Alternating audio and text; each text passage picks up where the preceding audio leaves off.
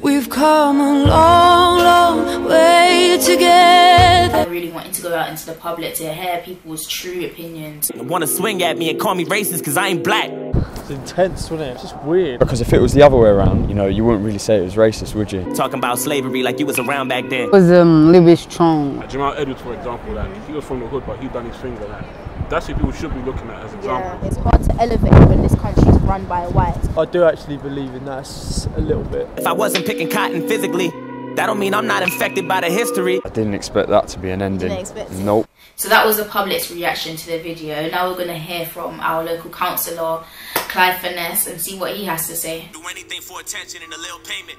I can't take you nowhere without people pointing fingers. Pants hanging off your ass. You ain't got no home training. Put your fucking pants up, nigga. Put that suit.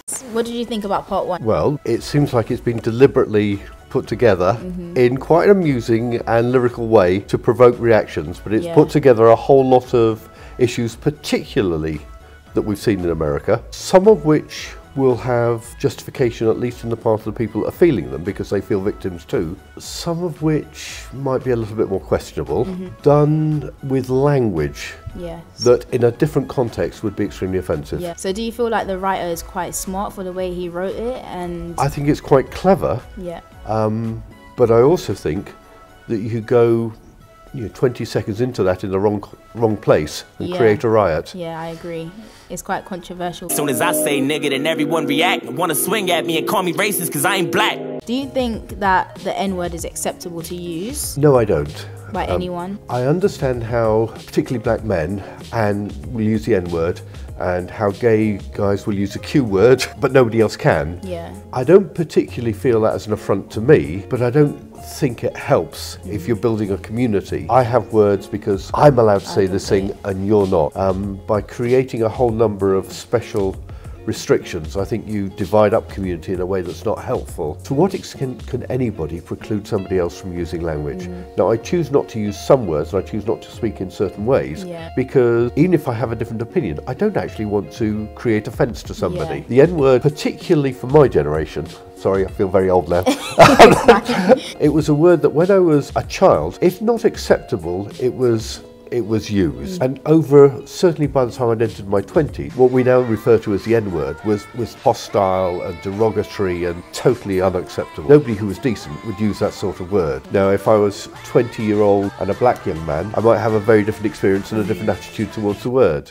Put your fucking pants up, nigga. Put that suit back on. Take that do-rag off. How do you feel about that statement? By looking across the table at a man, I may form opinions, but I don't know if he's training to be a brain surgeon or if he's just come off the streets and selling drugs. I have no idea. The lyrics are written because he's just come off the streets selling drugs. So that's one issue. The second thing is that the most effective way of actually encouraging somebody to change their behaviour? Well, sometimes confronting people with brutal honesty, it might be helpful. It tends not to be the way I would approach things.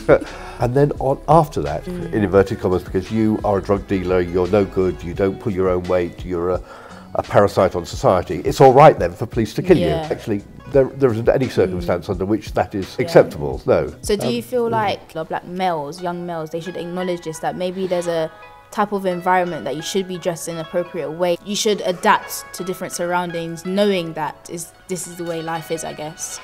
Actually, the whole issue of dress is not an issue for me.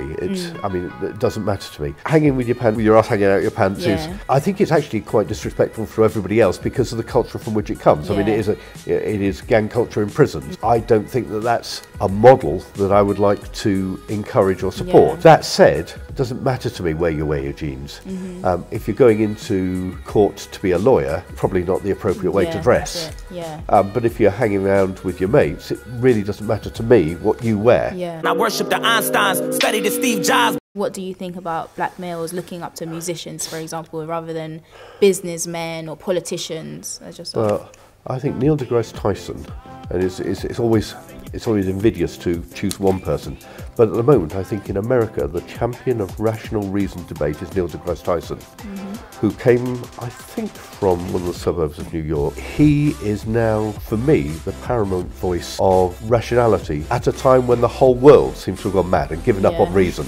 In many different countries and many different cultures, they've chosen identity, race, religion, tribalism over rationality, reason, and an attempt to live together with people they disagree with. They've forgotten how to disagree courteously and accept that other people are different for a whole number of reasons. Different opinions. So do you feel like maybe young people just don't understand politics, or they don't understand businessmen? It's not just young people. Now, if you look at the American election, it is not just young people. It's so true. People should be more educated in schools then. What do you think? Where would it start? Very good question. I have a fantasy, and the fantasy that is everybody that goes to college or university would study the works of Karl Popper, because Karl Popper seemed to me both the greatest philosophical defender of the scientific method and of an open society, a society in which you have a free exchange of ideas. Okay, let's watch part 2. Okay. I'm hoping maybe we can come to an understanding. Okay, so that was part 2. What did you think of that? Yeah, I thought the ending was really quite warming. I was thinking as it went through of two things. After Charlottesville, there was a white guy, he might have been a skinhead, who got separated from the group that he was with, and he found himself in a whole group of BLM people. As you can imagine what the reaction would have been. And then somebody, one of the guys, started to talk to him. Both the white guy and this black guy from Ku Klux Klan and from BLM were talking about how both of them felt alienated, how both of them felt victimized, how both of them felt disempowered. And I don't know what came after that. A bit like on the video, both guys gave each other a hug. Now, I don't think that's the answer to everything, but it suggests that there might be an answer to something. And the second thing is a black guy who goes around to KKK members and just talks them out of their racism. Really? He sits them down, they drink, they have food together, he puts up with the shit, and they actually learn that this black guy is not some monster, but he's a real person. I think he actually redeems them. I mean, he helps them rediscover their humanity. So that's what the last bit reminded me of.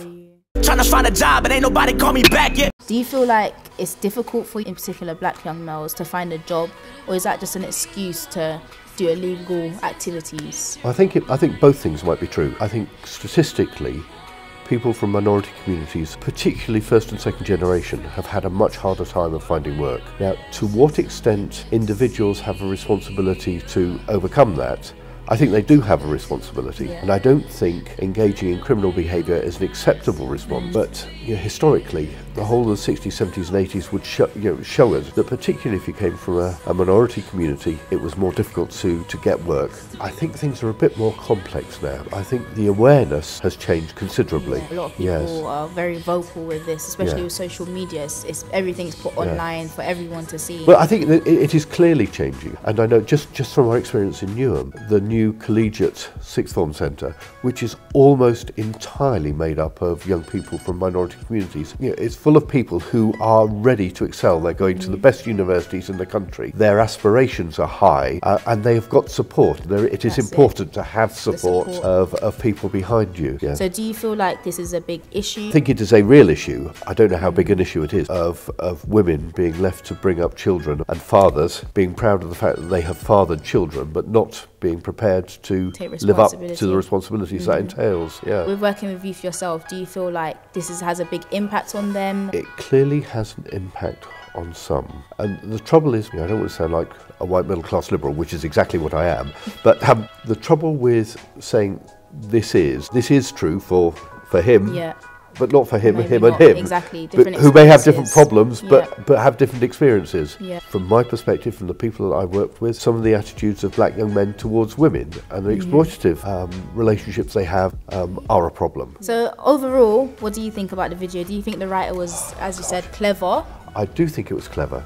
I think the context, it is very much more helpful to have you sitting here as I look through it, because for a few seconds I wasn't sure how serious this was, because both men, when they were speaking, I could have reacted very angrily to both of them. So having a context where we're looking at it, and I know we're going to be discussing it, so I know there's a resolution, is much more helpful. If I saw it on YouTube, I'd have switched it off very quickly. I never lied, but I noticed a disconnect between your culture and mine. So do you agree with that? Yes, I do.